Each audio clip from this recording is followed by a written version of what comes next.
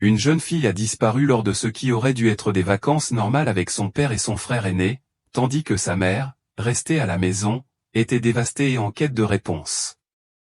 Tout le monde soupçonnait un enlèvement, mais personne ne savait vraiment ce qui s'était passé. Puis, 10 ans plus tard, son frère aîné révèle la vérité bouleversante sur ce qui s'est réellement passé lors de ce voyage avec leur père.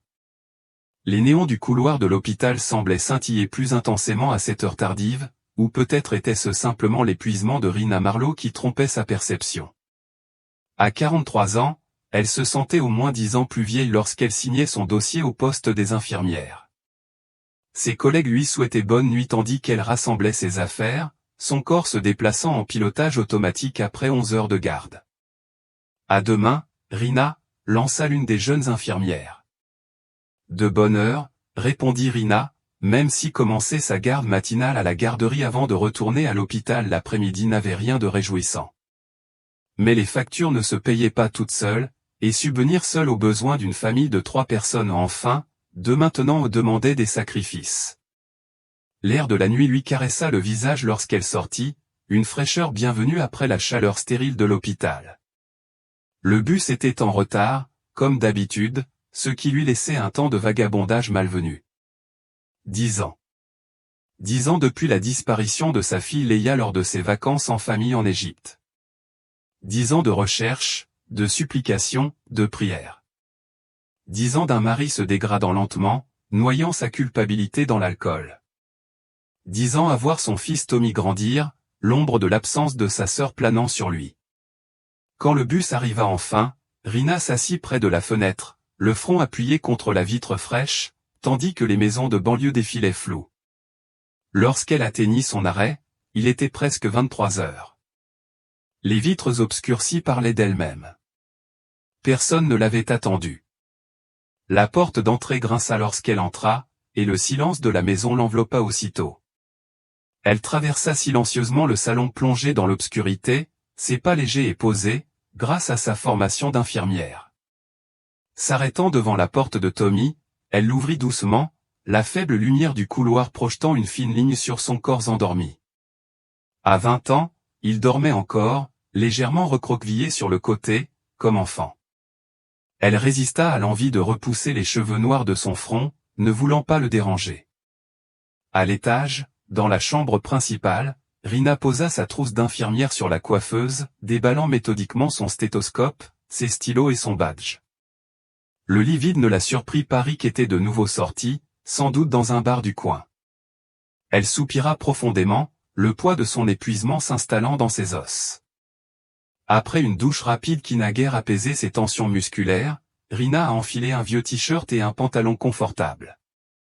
Elle a consulté son téléphone et a écrit un bref message à Rick, « Où es-tu ? Il est tard. » Elle savait qu'elle n'obtiendrait probablement pas de réponse, mais ce rituel de prise de nouvelles était devenu une habitude qu'elle ne pouvait pas rompre. S'installant au petit bureau dans un coin de la chambre, Rina ouvrit son ordinateur portable. L'écran illuminait son visage fatigué tandis qu'elle consultait sa boîte mail, vérifiant s'il y avait de nouveaux messages provenant des différents forums et groupes de personnes disparues qu'elle avait rejoints au fil des ans. La plupart étaient des spams ou des conseils bien intentionnés mais inutiles qui ne menaient à rien. Pourtant, elle les parcourait méticuleusement, comme chaque soir. Tandis qu'elle menait ses recherches nocturnes, la culpabilité la rongeait profondément, une compagne familière et constante. Si seulement elle n'avait pas travaillé ce jour-là. Si seulement elle les avait rejoints dès le début pour ses vacances. Son deuxième emploi, celui d'animatrice de garderie, était relativement récent à l'époque, après la réduction des prestations d'invalidité militaire de Rick. Ils avaient besoin de ce revenu supplémentaire, et elle pensait que ces vacances seraient bénéfiques pour Rick, une occasion de tisser des liens avec les enfants, loin de sa dépression croissante.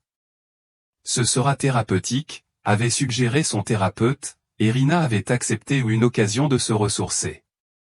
Elena, leur amie de la famille, avait partagé ce sentiment.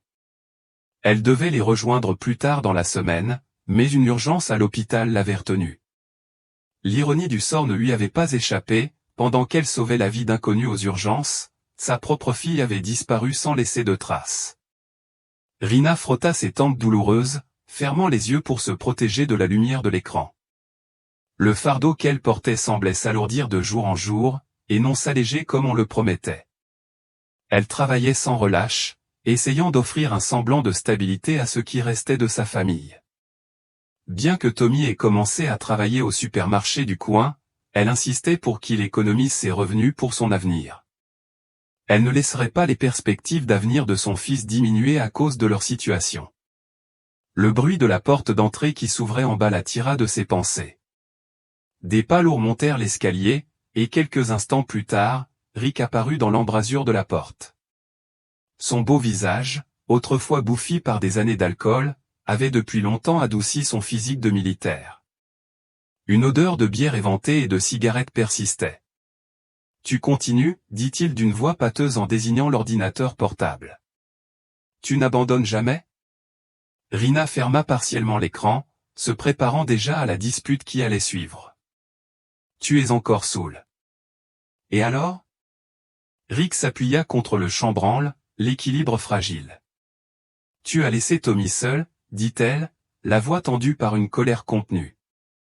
Rick s'est moqué, il a 20 ans, bon sang, ce n'est plus un enfant. Il peut rester seul à la maison. Il apprécie même probablement la liberté.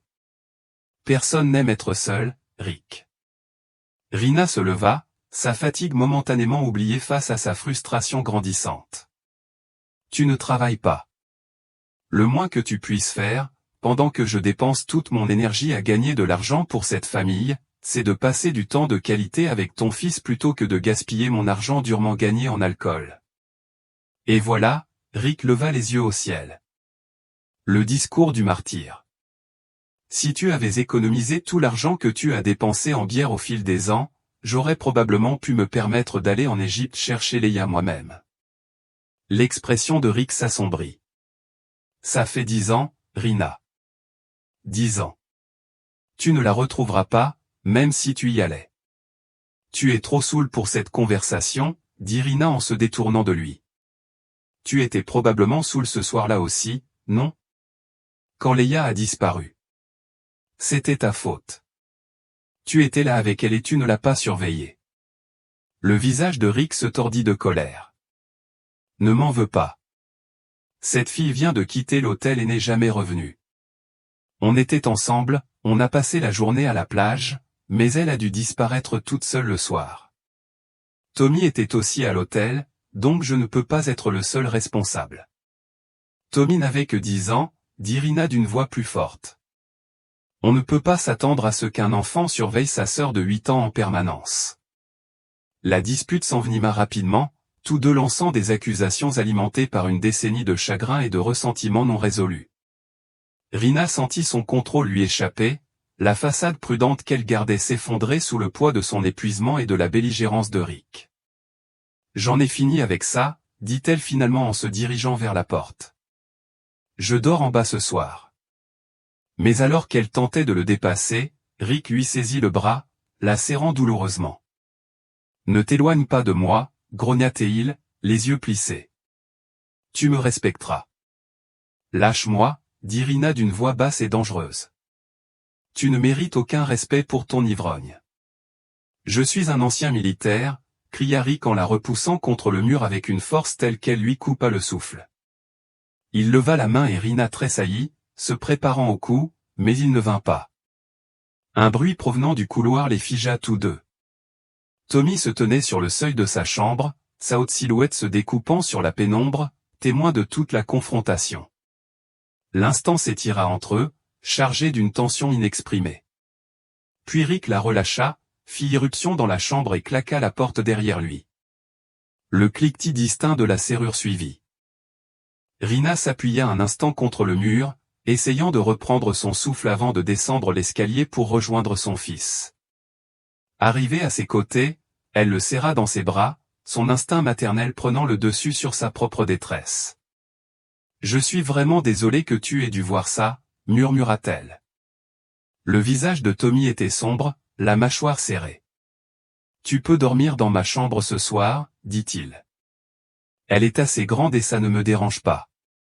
Je peux dormir sur le canapé. »« Non, ma chérie, tu dors dans ta chambre. Je reste ici, dans le salon. Elle tenta un sourire rassurant. De toute façon, je ne pense pas pouvoir dormir maintenant. Tommy fronça les sourcils. J'ai peur qu'il s'en prenne à toi à nouveau s'il te voit dormir sur le canapé. Rina regarda son fils, qui n'était plus un garçon, mais un jeune homme aux yeux trop vieux pour son âge, et hocha la tête. D'accord. Merci. Il t'a frappé, demanda doucement Tommy, son regard scrutant son visage. Non, lui assura Rina en lui touchant doucement la joue. Tout va bien. Comment s'est passée ta séance de thérapie aujourd'hui? Tommy haussa les épaules, visiblement peu enclin à s'étendre. Bien. Comme d'habitude. Rina le suivit dans sa chambre, soudain consciente de sa fatigue. Tu as raison, je devrais dormir. Je suis de garde demain matin à la garderie, puis à l'hôpital cet après-midi. Ils se souhaitèrent bonne nuit, et Tommy partit s'installer sur le canapé du salon. Rina ferma la porte de la chambre et s'affala sur le lit de son fils, enveloppé par l'odeur familière de sa lessive. Allongés dans l'obscurité, ses pensées se tournèrent vers le bouleversement de leur vie. Rick avait été blessé lors de son déploiement militaire, une grave blessure à la jambe droite causée par un éclat d'obus suite à l'explosion d'un engin explosif improvisé, EI, qui avait entraîné une perte partielle de mobilité et des douleurs nerveuses chroniques. Il avait subi de multiples interventions chirurgicales, dont la pose d'une tige métallique, qui avait épuisé leurs économies et mis à rude épreuve leurs finances. En plus de ses blessures physiques, on lui avait diagnostiqué un syndrome de stress post-traumatique, SSPT, qu'il invoquait sans cesse comme excuse pour ne plus pouvoir travailler. Au fil des ans, son état s'est aggravé. Rester à la maison, sans but ni structure, n'a fait qu'aggraver sa dépression et sa dépendance à l'alcool. Les larmes de Rina mouillèrent l'oreiller alors qu'elle s'autorisait enfin à ressentir tout le poids de sa situation, une fille disparue, un mari brisé, un fils portant des cicatrices qu'elle ne pouvait pas voir et l'épuisement de tout maintenir ensemble avec une force de plus en plus effilochée. Rina se réveilla en sursaut, la lumière du soleil filtrait à travers des rideaux inconnus. Un instant, elle fut désorientée, puis reconnut la chambre de Tommy. Elle attrapa son téléphone sur la table de nuit et sentit son cœur se serrer en voyant l'heure, 10 heures. Elle avait complètement raté son service matinal à la garderie. Non, non, non, murmura-t-elle en se redressant trop vite et en ressentant une bouffée de vertige. Elle consulta ses notifications et vit 3 appels manqués et un message du directeur de l'école lui demandant pourquoi elle n'était pas venue ou n'avait pas appelé. La panique la saisit alors qu'elle sautait du lit. La garderie avait lieu de 8h à 10h30, ce qui signifiait qu'elle l'avait complètement manqué. Elle tapa rapidement une réponse au directeur, promettant de venir à l'école pour expliquer la situation en personne. Rina sortit précipitamment de la chambre de Tommy et scruta la maison vide. Le canapé où Tommy avait dormi était vide, la couverture soigneusement pliée, il devait déjà être parti travailler au supermarché. Elle inspecta la chambre principale à l'étage, la trouvant tout aussi déserte. Il n'y avait aucun signe de Rick, même si une odeur persistante d'alcool éventé persistait. Elle se changea, renonçant à la douche pour gagner du temps, et se dépêcha de prendre le bus pour l'école. Son esprit s'emballait, s'inquiétant de la sécurité de son emploi. Elle ne pouvait se permettre de perdre aucun revenu, surtout avec Rick qui ne contribuait pas. Alors que le bus approchait de l'école, Rina aperçut le directeur, Monsieur Daniels, qui fermait le portail. Elle se précipita vers lui, le cœur battant. Monsieur Daniels, je suis vraiment désolé pour ce matin, a-t-elle crié. Le directeur se retourna, l'air mêlé d'inquiétude et de calme professionnel. Rina, j'étais inquiet de ton absence. Ce n'est pas ton genre de manquer le travail sans prévenir. Je sais, et je suis vraiment désolé, dit Rina en essayant de reprendre son souffle. Il y a eu un incident à la maison hier soir et j'ai réussi à dormir malgré mon réveil. Monsieur Daniels étudia son visage. Tu sais, Rina, je voulais te parler de ton emploi du temps. Tu travailles 8 heures tous les soirs à l'hôpital, plus ce boulot du matin, et je sais que tu fais aussi des gardes le week-end au restaurant, c'est vraiment trop. Je me demandais quand une chose pareille allait arriver. Rina sentit le feu lui monter aux joues, la gêne se mêlant à la peur de perdre sa place. Je sais que ça paraît beaucoup, mais je peux y arriver. Aujourd'hui, c'était juste. Monsieur Daniels leva la main. Je vais vous dire. Je ne vous en veux pas cette fois. Considérez ça comme un jour de congé. Mais je veux que vous réfléchissiez à mieux gérer votre emploi du temps. Les enfants ont besoin d'un enseignant attentif et présent. Le soulagement l'envahit. Merci, monsieur Daniels. Je vous promets que cela ne se reproduira plus. Tandis que le directeur montait dans sa voiture et s'éloignait, Rina regarda l'heure. Il lui restait plusieurs heures avant son service de 14 heures à l'hôpital, un temps libre inattendu dans son emploi du temps habituellement chargé. Une idée lui vint soudain, elle pourrait surprendre Tommy en lui offrant un déjeuner sur son lieu de travail. Cela faisait une éternité qu'il n'avait pas partagé un repas sans la présence maussade de Rick. Elle se dirigea vers le marché pour acheter des ingrédients pour un simple panier repas, prenant un moment pour envoyer un SMS à Tommy pour lui expliquer son projet. En marchant, Rina décida de couper par une série de ruelles qui raccourciraient son trajet jusqu'au marché. Les passages étroits étaient presque vides en cette fin de matinée, les bâtiments de chaque côté projetant des ombres fraîches. Elle était à peu près à mi-chemin lorsqu'un mouvement attira son attention. De loin, elle aperçut un jeune homme en chaussures jaunes vifs et sweat à capuche noire discutant avec une femme blonde vêtue de façon minimaliste malgré l'heure du jour. Deux hommes portant des lunettes de soleil noires et des vestes en cuir se tenaient à proximité, leur posture suggérant qu'ils participaient à la conversation. Rina ralentit le pas, quelque chose dans la posture du jeune homme lui semblant familier. Bien qu'il lui tournât le dos, elle ne pouvait pas voir son visage, mais quelque chose dans ses chaussures jaunes lui rappela quelque chose. L'échange entre eux ressemblait à une sorte de transaction ou de l'argent ou des petits paquets changeant de main, elle n'en était pas certaine à cette distance. Soudain, l'un des hommes en blouson de cuir remarqua son regard. Il donna un coup de coude à son compagnon et tous deux se tournèrent vers elle. « Que regardez-vous, madame » cria l'un d'eux, son ton étant clairement menaçant. Rina se retourna aussitôt, le cœur battant la chamade, tandis qu'elle accélérait le pas vers la rue principale.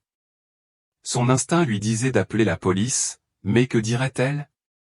Elle n'avait pas bien compris ce qu'il faisait, et personne ne semblait en danger immédiat. Après tout ce qui s'était passé avec Rick la veille, elle ne pensait pas avoir l'énergie émotionnelle nécessaire pour affronter cette menace potentielle pour elle et Tommy. En débouchant sur la rue principale animée, Rina tenta de se calmer. Ses chaussures jaunes la hantaient sans cesse. Où les avait-elle déjà vues? Elle n'arrivait pas à le retrouver, mais le sentiment de familiarité était indéniable. Son envie de shopping disparut, Rina sortit son téléphone et envoya un SMS à Tommy. « Veux-tu déjeuner ensemble aujourd'hui? J'ai du temps libre avant mon service. » Elle attendit une réponse, mais elle n'en reçut pas immédiatement. Soupirant, Rina décida de rentrer chez elle. Peut-être pourrait-elle profiter de ce moment inattendu pour rattraper quelques corvées ou se reposer avant son service à l'hôpital. La maison était silencieuse à son retour. Montant à la chambre principale, Rina ouvrit les fenêtres pour aérer l'odeur persistante d'alcool. La pièce avait besoin d'un grand nettoyage, et elle décida de commencer par changer la literie. Le lit king size était un cadeau de mariage d'un ami fortuné 15 ans plus tôt, un meuble extravagant qui semblait presque déplacé dans leur modeste demeure. Rina retira les draps et la couette, puis essaya de déplacer le lourd matelas pour mieux atteindre le draps. Tout en poussant dessus, elle posa une jambe sur le dessous du lit pour avoir plus de prise. C'est alors qu'elle remarqua quelque chose d'étrange, une partie au milieu du dessous du lit semblait différente du reste du tissu. En y regardant de plus près, elle aperçut ce qui semblait être une couture où le tissu avait été coupé puis recousu. « Mais que diable » murmura-t-elle en caressant les coutures irrégulières. Pris de curiosité, Rina alla chercher une petite paire de ciseaux dans sa trousse à couture. Elle savait qu'elle risquait d'abîmer un meuble coûteux, mais quelque chose la poussait à enquêter. Avec précaution, elle coupa le long des points, soulevant le tissu pour révéler le rembourrage en coton. En fouillant dans le tissu pelucheux, ses doigts effleurèrent une surface lisse et plate. Retirant encore du coton, elle découvrit plusieurs photographies cachées sous le lit. D'une main tremblante, elle les sortit une à une. Les photos dataient des vacances familiales en Égypte, 10 ans plus tôt, dont Leia n'était jamais revenue. Une photo en particulier avait retenu son attention, Rick accroupi sur un genou sur une plage de sable, Tommy à sa droite et Leia à sa gauche, les deux enfants souriant. Rina retourna la photo et sentit son souffle s'arrêter. Au dos, il y avait ce qui semblait être un ensemble de coordonnées. Elle parcourut rapidement les autres photos, qui montraient divers sites touristiques d'Égypte. Au dos d'une photo prise dans le désert se trouvait ce qui ressemblait à un numéro de téléphone au pas au format américain, probablement un numéro égyptien. Le cœur battant, Rina prit des photos du dessous de lit endommagé avec son téléphone, documentant la cachette. Puis elle changea précipitamment la housse et remit le lourd lit en place. Elle ne prit pas la peine de recoudre le dessous de lit, décidant qu'elle s'en occuperait plus tard. En emportant les photos sur le bureau, Rina se posa une multitude de questions. Pourquoi Rick avait-il caché ces photos? Quelle était la signification de ces coordonnées et de ce numéro de téléphone? Elle prit son téléphone et appela l'inspecteur Mercer, qui s'était occupé de l'affaire Leia, mais l'appel tomba directement sur la messagerie. Elle consulta ses messages et vit que Tommy avait enfin répondu, disant qu'il l'attendrait au supermarché dans une heure pendant sa pause déjeuner. Rina répondit rapidement, « Il y a un truc qui cloche. J'ai trouvé un indice, mais on se retrouve là-bas et on t'en parle plus tard. » Se tournant vers son ordinateur portable, Rina saisit les coordonnées figurant au dos de la photo de la plage dans un moteur de recherche. Le résultat indiquait un emplacement au centre de l'île Gifton, au large d'Hurghada, en Égypte. Elle compara la plage de sable de la photo aux images de plage de l'île Gifton trouvées en ligne. Elle correspondait parfaitement. « Pourquoi marquer cet endroit précis ?» murmura-t-elle. Était-ce juste pour se rappeler où la photo avait été prise, ou est-ce là que se trouve Leia? Cette pensée lui fit froid dans le dos. Elle regarda le numéro de téléphone sur l'autre photo, hésitant à l'appeler. La curiosité l'emporta et, les doigts tremblants, elle composa le numéro international. La ligne sonna 3 fois avant qu'un homme ne réponde. La voix parla. Anglais avec un fort accent. « Oui, qui est-ce » Rina fut prise de panique et raccrocha aussitôt, manquant de peu son téléphone. Elle chercha le numéro en ligne, mais ne trouva aucune information pertinente. « Que caches-tu, Rick » murmura-t-elle en regardant les photos étalées devant elle. L'inspecteur Mercer ne répondant pas, Rina décida qu'elle devait apporter elle-même ses preuves potentielles au commissariat. Elle rassembla soigneusement les photos, les glissa dans son sac à main et descendit, l'esprit bourdonnant d'idées. Alors qu'elle se dirigeait vers la porte d'entrée, Rina s'arrêta, regardant l'heure. Elle aurait encore le temps de montrer ses informations à la police, puis de retrouver Tommy pour déjeuner avant sa garde à l'hôpital. Rina marchait d'un pas rapide vers le commissariat, le poids des photos dans son sac lui paraissant bien plus lourd que leur présence physique ne le justifiait. Son esprit bouillonnait de questions et de théories inachevées, toutes plus troublantes les unes que les autres. Au bout d'un quart d'heure de trajet, elle passa devant le Rusty encore, un bar qu'elle savait fréquenter par Rick. Comme si elle l'avait imaginé, la porte s'ouvrit brusquement et Rick en sortit, le visage crispé par l'agitation. Il s'arrêta net en la voyant, une surprise sincère se lisant dans ses yeux injectés de sang. « Rina, que fais-tu ici » demanda-t-il en jetant un regard suspicieux autour de lui. « Je pensais que tu serais à la maison en train de te préparer pour aller au travail. » La bouche de Rina s'assécha. Elle ne s'était pas préparée à cette confrontation ni ici, ni maintenant. Sa main se serra instinctivement sur son sac, consciente de son contenu compromettant. « Je vais rendre visite à Tommy » mentit-elle en évitant son regard. « On prévoit de déjeuner ensemble. » Rick plissa les yeux, scrutant son visage. « Ah oui? Tu es sûr de ça? » Il y avait quelque chose de troublant dans sa voix, un ton sous-jacent dangereux qui fit dresser les cheveux sur la nuque de Rina. « Oui, » dit-elle en essayant de garder une voix posée. « Je n'ai pas eu l'occasion de parler à Tommy ce matin. » J'ai dormi trop tard, alors j'ai pensé lui faire une surprise. Rick hocha lentement la tête, l'air indéchiffrable. Je rentrais justement, dit-il en s'approchant d'elle. Pourquoi ne pas déjeuner ensemble, juste tous les deux? On pourrait se faire livrer et manger à la maison avant ton service. Je ne peux pas, dit Rina en reculant prudemment. Pas après ce qui s'est passé hier soir. Je l'ai promis à Tommy, il m'attend.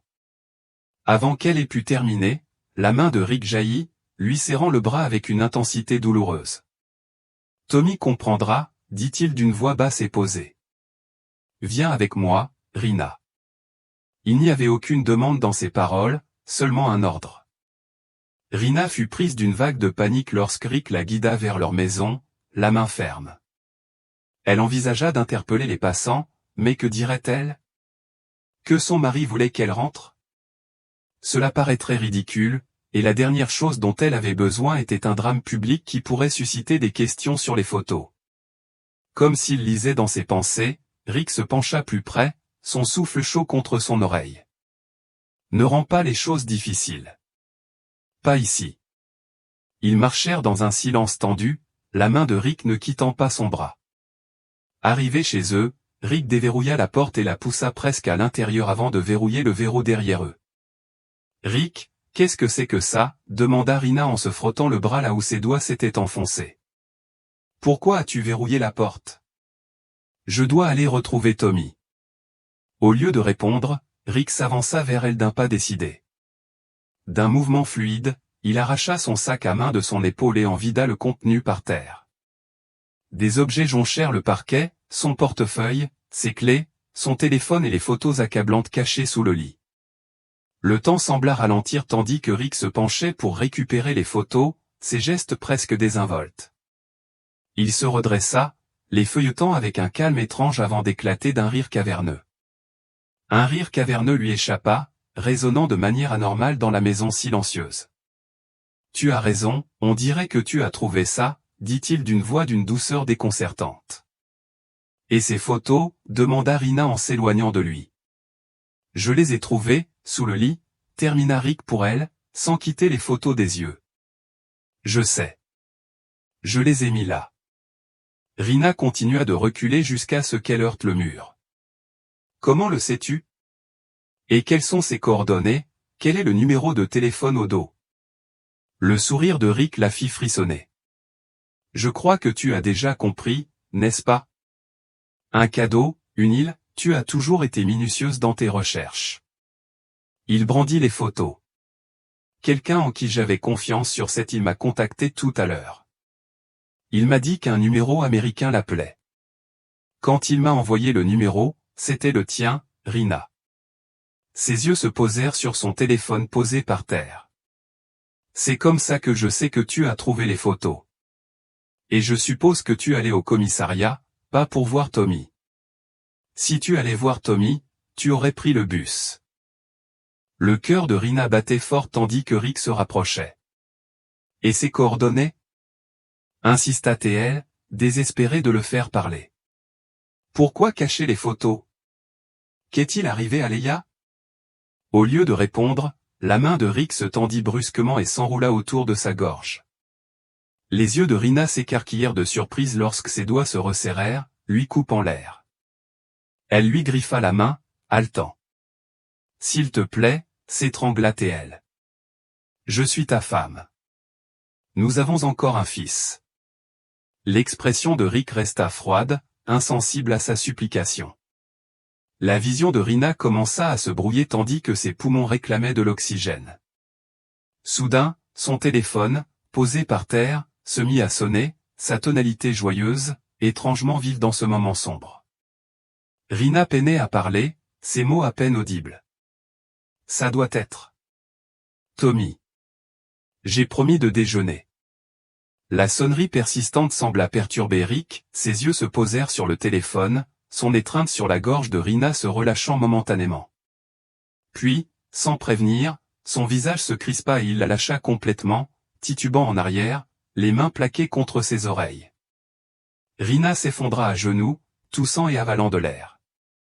Elle rampa vers son téléphone, mais Rick se reprit vite. Il se précipita en avant et s'empara du téléphone au moment même où elle le prenait. Il appuya sur le bouton « Raccrocher », coupant la sonnerie. Pas de police, gronda-t-il, le souffle court. Pas de Tommy. Personne. Avant que Rina puisse réagir, Rick l'attrapa par les cheveux et la traîna jusqu'au garage. D'un tiroir, il sortit un serre-câble et lui ligota les poignets, puis la bâillonna avec un chiffon. Avec une force surprenante, il la poussa sur la banquette arrière de leur vieille voiture, celle qu'ils utilisaient rarement pour économiser de l'essence. « Je ne te laisserai pas donner cette photo à la police », murmura-t-il en claquant la portière. Rick grimpa au volant et démarra le moteur, d'un mouvement saccadé et erratique. Alors que la porte du garage s'ouvrait et que la voiture reculait dans la rue, l'esprit de Rina se mit à tourner à toute vitesse, réalisant avec horreur que son mari, le père de ses enfants, était capable de bien pire qu'elle ne l'avait jamais imaginé. Le trajet était un véritable tourbillon pour Rina. Les mains liées et la bouche bâillonnée, elle ne pouvait que regarder par la fenêtre les quartiers familiers céder la place à des quartiers qu'elle fréquentait rarement. Finalement, Rick tourna dans une rue latérale et se gara derrière un immeuble délabré avec une enseigne lumineuse annonçant « The Last Call ». Ce nom laissa un frisson en elle, qui n'avait rien à voir avec la température. Ce n'était pas l'un des lieux habituels de Rick. Elle s'était donnée pour mission de connaître ces endroits, et en avait même visité certains pour le ramener chez elle lors des nuits particulièrement difficiles. Cet endroit était un territoire inconnu, ce qui ne pouvait que signifier qu'il l'avait délibérément tenu à l'écart de sa vie quotidienne. Rick coupa le moteur, le silence soudain s'abattant sur Rina. Il se tourna sur son siège, l'observant avec un intérêt détaché, comme si elle était un problème à résoudre plutôt que sa femme, après 20 ans de mariage. « On entre », dit-il finalement d'une voix impassible. « Si vous essayez de faire signe à qui que ce soit ou de faire du bruit, je dirais que vous êtes en pleine crise psychotique. Qui croyez-vous qu'ils croiront, un vétéran décoré ou l'épouse surmenée obsédée par une disparition vieille de 10 ans ?» La cruauté désinvolte de la question ôta le peu de combativité qui restait à Rina. Elle avait passé des années à le défendre auprès des médecins, de ses amis, de Tommy, affirmant que sous le syndrome de stress post-traumatique et l'alcoolisme subsistait l'homme bon qu'elle avait épousé. Maintenant, elle se demandait si cet homme avait jamais existé. Rick sortit côté conducteur et se dirigea vers la portière arrière. Lorsqu'il l'ouvrit, la lumière du jour éclaira le visage de Rina, l'aveuglant temporairement après la pénombre de l'habitacle. Il lui saisit le bras, ses doigts s'enfonçant dans les mêmes bleus qu'il avait créés plus tôt, et la tira hors du véhicule. « Ne fais pas de scène », l'avertit-il, son souffle brûlant contre son oreille. L'odeur du whisky et d'un médicament, peut-être les pilules qu'il prétendait ne jamais prendre, lui retourna l'estomac. Rick la guida par une entrée de service, sa poigne douloureuse sur ses bras liés. L'intérieur était faiblement éclairé, avec une odeur rance de cigarettes et d'alcool bon marché flottant dans l'air. Malgré l'heure matinale, plusieurs hommes étaient assis à un bar défraîchi, tandis que d'autres se prélassaient dans des box le long du mur. Ils levèrent à peine les yeux lorsque Rick entra avec sa femme ligotée, suggérant que ce n'était pas la première fois qu'ils étaient témoins d'un spectacle inhabituel. Un homme grand, le crâne rasé et le cou barré de multiples tatouages, s'approcha d'eux. Il portait une montre de luxe qui semblait en contradiction avec le décor miteux. Rick, acquiesça-t-il d'un hochement de tête, son regard scrutant Rina d'un air froid. « C'est elle ? J'en ai assez de cette femme, » déclara Rick en poussant légèrement Rina vers l'avant. « Occupe-toi d'elle. Vite et sans complication. » Les yeux de Rina s'écarquillèrent tandis qu'elle comprenait. Il ne s'agissait pas seulement de l'empêcher d'aller à la police. Rick voulait la faire disparaître définitivement. Elle essaya de crier à travers le bâillon, mais le son se transforma en un gémissement étouffé qui n'attira pas l'attention des autres clients. L'homme tatoué lui saisit le bras, sa poigne étonnamment douce comparée à la violence des contusions de Rick. Ses doigts étaient calleux, ses paumes chaudes et sèches contre sa peau moite. « Emmenez-la à l'arrière », a crié un homme corpulent derrière le bar, sans jamais quitter le verre qu'il polissait avec un chiffon sale. Tandis que l'homme tatoué l'emmenait, Rina tourna la tête en arrière, cherchant désespérément à jeter un dernier regard à Rick. Elle vit un autre homme s'approcher de lui, se pencher vers lui et lui demander « Tu veux la fille habituelle ?» La réponse de Rick résonna clairement dans la pièce, sa voix plus légère maintenant que le poids de sa présence s'était dissipé. « Oui, avec quelque chose pour me changer les idées. » Il fouilla dans sa veste et en sortit une épaisse enveloppe qu'il tendit au barman avec une aisance experte. L'homme jeta un coup d'œil à l'intérieur, sifflant doucement en voyant le contenu avant de la glisser sous le comptoir. « Quelle bonne utilisation de l'argent de votre femme, » dit l'homme en riant. « Vous êtes sûr de vouloir vous en débarrasser ?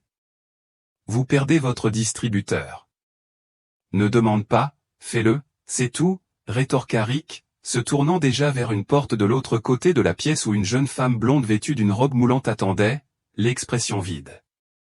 L'homme tatoué guida Rina dans un couloir étroit jusqu'à une petite pièce sans fenêtre, contenant seulement une chaise en métal et un placard. Il la poussa dans la chaise et lui attacha les jambes avec d'autres serre-joints, travaillant rapidement et efficacement. Malgré sa terreur, Rina étudia attentivement son visage, déterminée à pouvoir, si par miracle elle survivait à cette épreuve, l'identifier à la police. Lorsqu'il se redressa de toute sa hauteur, elle le reconnut comme un éclair. C'était l'un des hommes en blouson de cuir qu'elle avait aperçu plus tôt dans la journée dans la ruelle, lors de son raccourci vers le marché. Mais qui était cet homme aux chaussures jaunes vifs ? Certainement pas Rick. Une fois solidement attaché à la chaise, l'homme se redressa et la regarda droit dans les yeux pour la première fois. Ce qu'elle y vit la troubla non pas le détachement froid d'un tueur à gages, mais quelque chose de plus doux, presque d'excuse. Son expression changea, la dureté de ses traits s'effaçant tandis qu'il posait un doigt sur ses lèvres, geste universel pour le silence. Il sortit de sa poche un smartphone dont l'écran était fissuré à un coin, mais dont l'affichage restait lumineux dans la pièce sombre. Après avoir tapoté l'écran plusieurs fois, il le retourna pour le lui montrer. Sur l'écran, une application bancaire affichait un relevé de transactions dont le montant fit écarquiller les yeux de Rina sous le choc, facilement 5 chiffres, plus d'argent qu'elle ne pourrait économiser en un an de double journée. Mais c'est le nom figurant sur la transaction qui lui coupa le souffle. Tommy Marlowe, son fils. Il avait payé cet homme. Les pièces du puzzle se mirent en place, formant une image à laquelle elle refusait de croire. Les chaussures jaunes vifs, bien sûr, c'étaient celles de Tommy. C'est pourquoi elles lui avaient semblé si familières. Alors que cette prise de conscience l'envahissait comme une chape de plomb, Rina sentit les larmes lui monter aux yeux, non pas pour elle, mais pour son fils. Qu'avait fait Rick pour pousser Tommy à des mesures aussi désespérées, et qu'adviendrait-il de son fils si ce plan réussissait ? L'homme tatoué éteignit son téléphone et le rangea dans sa poche. Il se dirigea vers l'armoire contre le mur, d'un geste réfléchi, sortant une clé de son cou et déverrouillant les portes métalliques. À l'intérieur, accroché à des crochets et rangé avec une précision militaire, se trouvait un arsenal qui glaça Rina, des armes de poing de différents calibres, des boîtes de munitions soigneusement empilées, et ce qui semblait être un fusil démonté sur l'étagère du bas. L'homme choisit un revolver, dont la finition bleu-noir absorbait le peu de lumière qui l'atteignait. Avec des gestes habiles, il ouvrit le barillet, montrant à Rina qu'il contenait une seule balle. Il fit tourner le barillet, les cliquetis métalliques résonnant dans la petite pièce tel un conte à rebours macabre. « Une balle, dit-il doucement. Pour votre mari. » De la part de Tommy. Rina secoua la tête avec frénésie, émettant des sons de protestation étouffés derrière son bâillon. Son regard implorait l'homme, essayant de lui dire ce que sa voix ne pouvait pas dire, « Ne fais pas ça, pas au nom de mon fils. » Avant que l'homme puisse répondre, la porte s'ouvrit. Tommy se tenait dans l'embrasure, sa grande silhouette remplissant l'espace. Il portait un jean et un sweat à capuche, et il avait aux pieds les chaussures jaunes vives que Rina avait aperçues dans la ruelle plus tôt dans la journée. « Maman » souffla-t-il, sa voix se brisant sur cette syllabe. Il se précipita à ses côtés, s'agenouillant près de la chaise, les doigts légèrement tremblants tandis qu'il dénouait le bâillon. Le tissu tomba, et Rina halta tandis que l'air frais caressait sa bouche sèche. « Je suis vraiment désolé qu'ils aient dû te retenir ainsi, » dit Tommy, évitant son regard tandis qu'il s'occupait des attaches qui lui liaient les poignets. C'est juste pour m'assurer que tu ne te défendrais pas et que tu ne gâcherais pas le plan. Je ne le voulais pas, mais Jérôme a insisté sur le fait que c'était nécessaire. L'homme tatoué Jérôme, apparemment fit un léger signe de tête en signe d'approbation. Je suis également désolé pour ce que je m'apprête à faire, continua Tommy d'une voix chuchotée, mais je ne peux pas le laisser te faire du mal à nouveau. S'il t'a amené ici, ça ne veut dire qu'une chose, il voulait se débarrasser de toi définitivement. Alors que le sang affluait douloureusement dans ses mains libérées, Rina saisit le bras de Tommy. Non, dit-elle d'une voix rauque. Tommy, écoute-moi. Si la police apprend ça, elle te mettra en prison. Tu ne peux pas faire ça. Le visage de Tommy se durcit. Je m'en fiche. Après tout ce que papa a fait, je veux juste qu'il parte. Que veux-tu dire? Rina scruta le visage de son fils. Tommy, de quoi parles-tu? La vérité est trop douloureuse, maman, murmura Tommy, les yeux hantés. Jérôme, qui se tenait là en silence, presque oublié par l'intensité du moment entre la mère et le fils, s'avança. Ton père est en haut avec cette femme, dit-il d'une voix basse et pressante. C'est le bon moment, si on veut faire ça. Tommy hocha la tête et se releva avec la grâce fluide de la jeunesse. Il tendit la main vers le pistolet que Jérôme tenait à la main, l'air figé par une détermination terrible. À cet instant, le temps sembla ralentir pour Rina. Elle vit son fils, ce beau garçon sensible qui avait autrefois refusé de marcher sur les fourmis et avait pleuré lorsque sa sœur avait perdu une dent, se saisir d'une arme avec l'intention de devenir un tueur.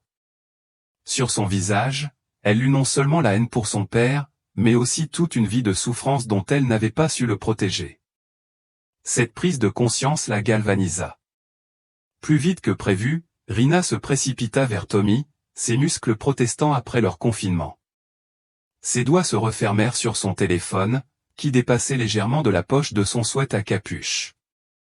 Maman, quoi, commença Tommy, mais Rina avait déjà appuyé sur le bouton SOS, celui qu'ils avaient configuré des années plus tôt après la disparition de Leia, une fonction qui composait automatiquement le 911 et envoyait la position du téléphone au service d'urgence.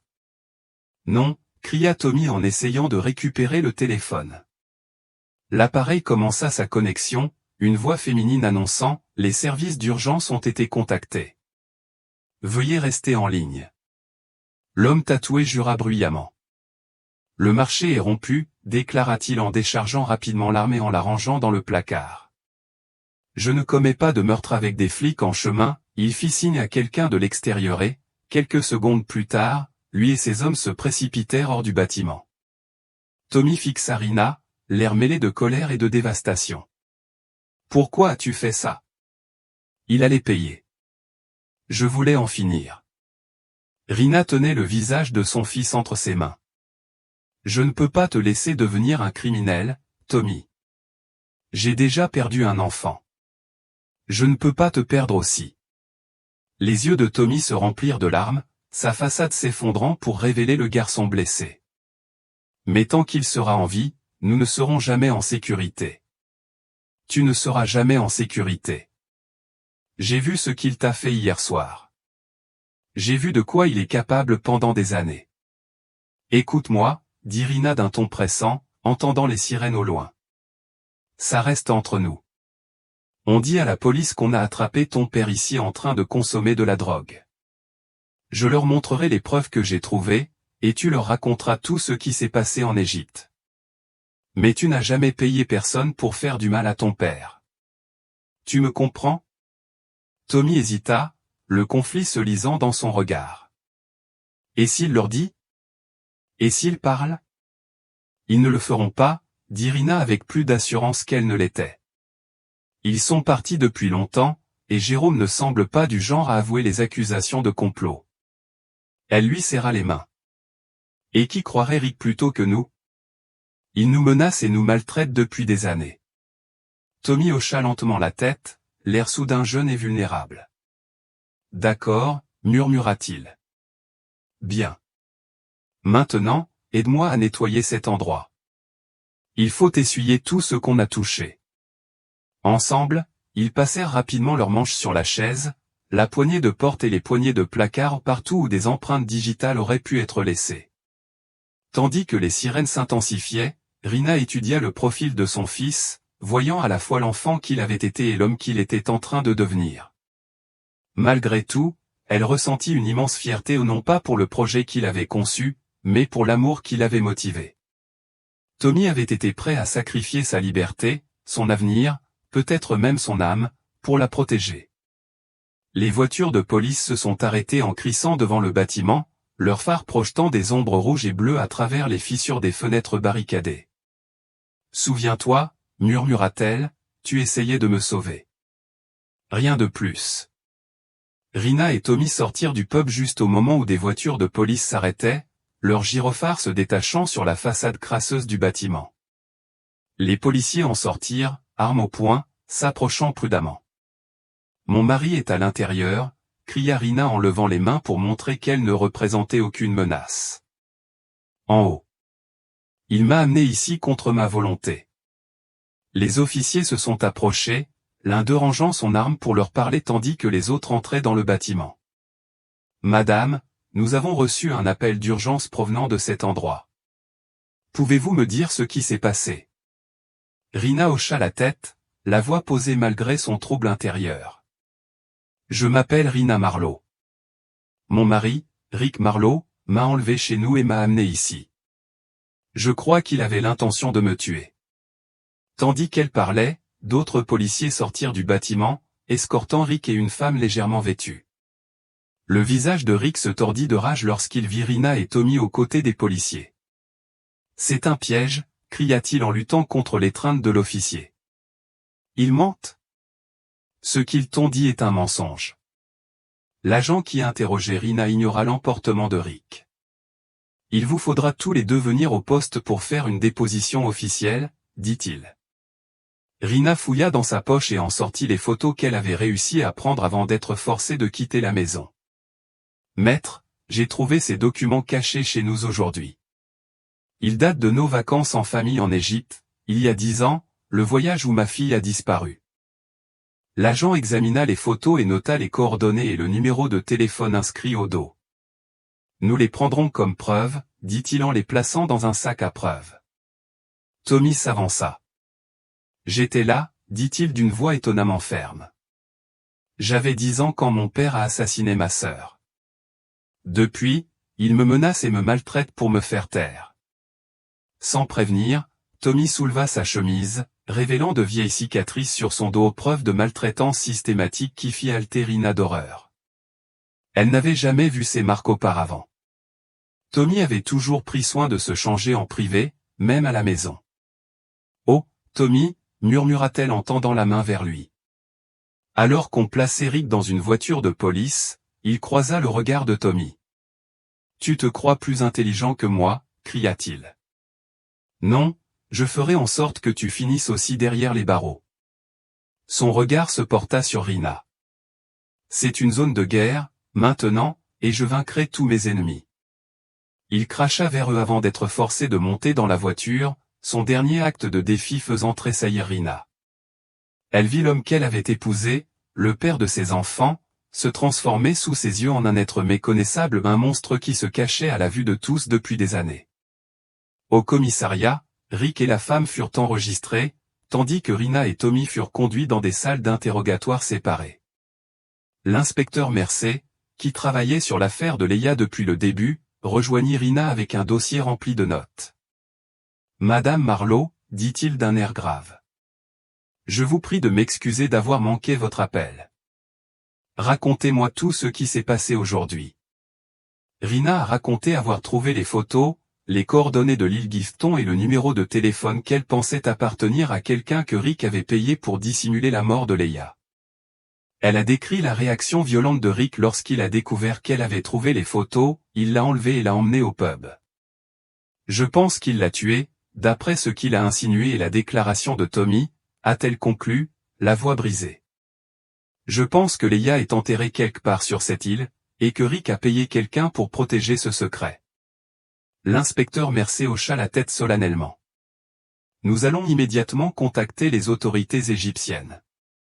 Ce numéro de téléphone pourrait nous mener à celui qui a aidé votre mari. Il marqua une pause, scrutant son visage. Ce que j'ai besoin de comprendre, c'est comment vous avez atterri dans ce pub, et si votre mari avait payé ces hommes pour vous tuer, pourquoi ne l'avait-il pas fait avant notre arrivée? Et comment votre fils a-t-il su où vous trouver? Rina a soigneusement expliqué sa version des faits, laissant de côté l'implication de Tommy avec les hommes. Tommy et moi étions censés déjeuner ensemble. Il m'a appelé pendant ma dispute avec Rick, mais l'appel a été interrompu brutalement. Il a dû se douter que j'étais en danger. Nous avons une application de localisation familiale sur nos téléphones, installée il y a des années, après la disparition de Leia. Nous l'utilisons rarement maintenant, mais elle était toujours active. L'inspecteur Mercer fronça les sourcils et prit des notes. Il y a encore quelque chose qui cloche, Madame Marlowe. J'ai besoin que vous me disiez toute la vérité. Avant que Rina puisse répondre, on frappa à la porte. Un autre inspecteur entra, l'air sérieux. Tommy Marlowe a tout avoué, annonça-t-il.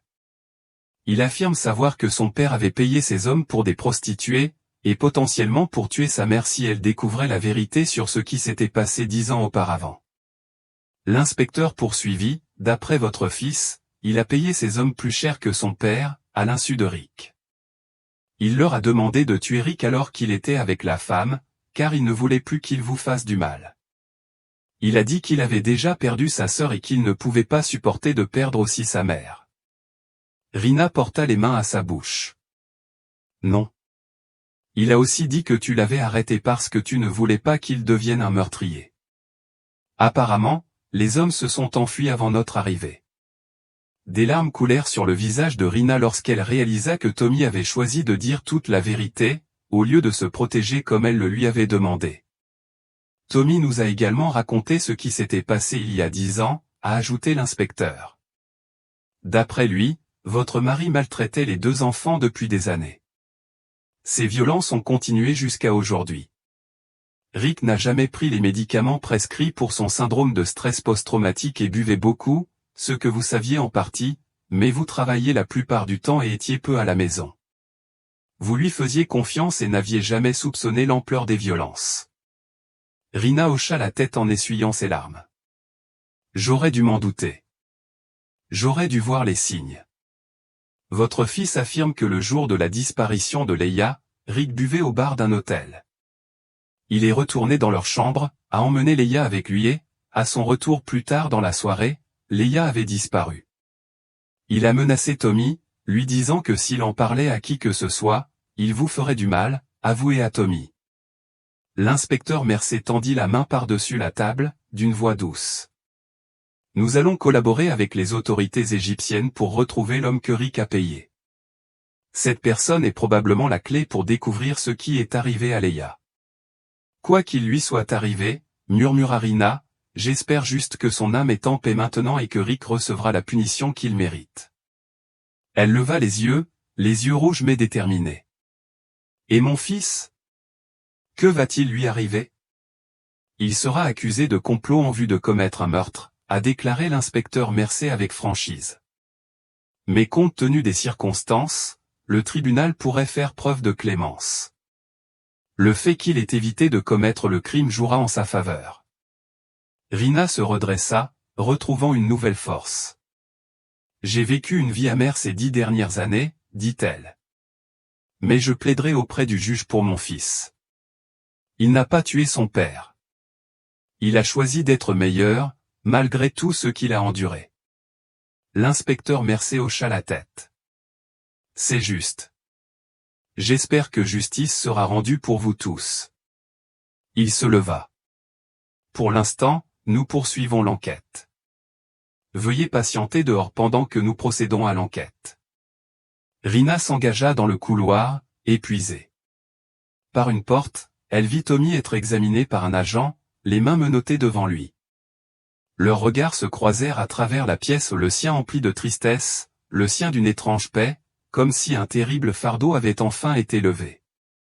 Une fois le processus de réservation terminé, un agent a permis à Rina de passer un bref moment avec son fils avant de l'emmener dans une cellule de détention.